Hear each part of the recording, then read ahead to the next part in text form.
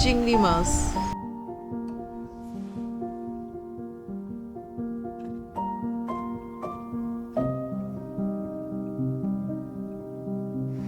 মিষ্টি কুমড়া,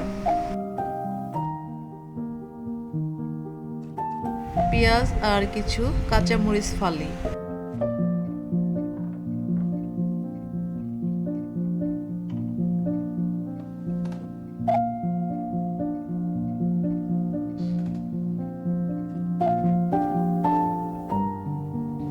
কড়াইতে তেল দিয়ে পেঁয়াজটা ভেজে নিব।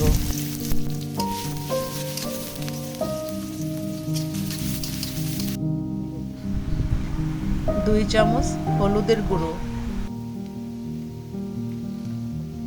2 চামচ মরিচের গুঁড়ো, এখন ধনিয়ার গুঁড়ো 2 চামচ, এবার 2 চামচ আদা রসুন বাটা দিব। এবার সবগুলো উপকরণ একসাথে ভালো মতন কষিয়ে নিব।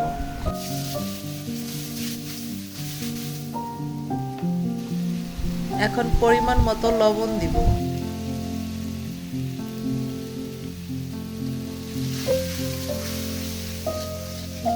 মাছগুলো এবার কষানো মশলার মধ্যে ছেড়ে ভালো মতো কষিয়ে নিব।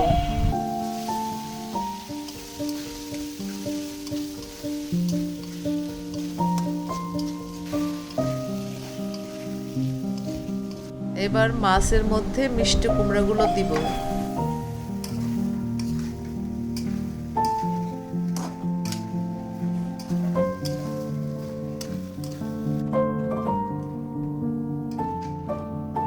কষানো হয়ে গেছে, এবার পানি দিব।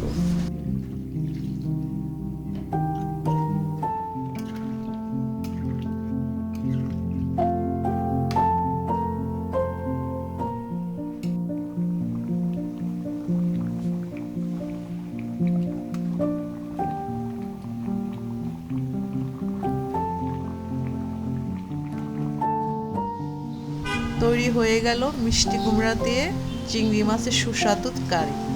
আপনারা অবশ্যই বাসায় ট্রাই করবেন।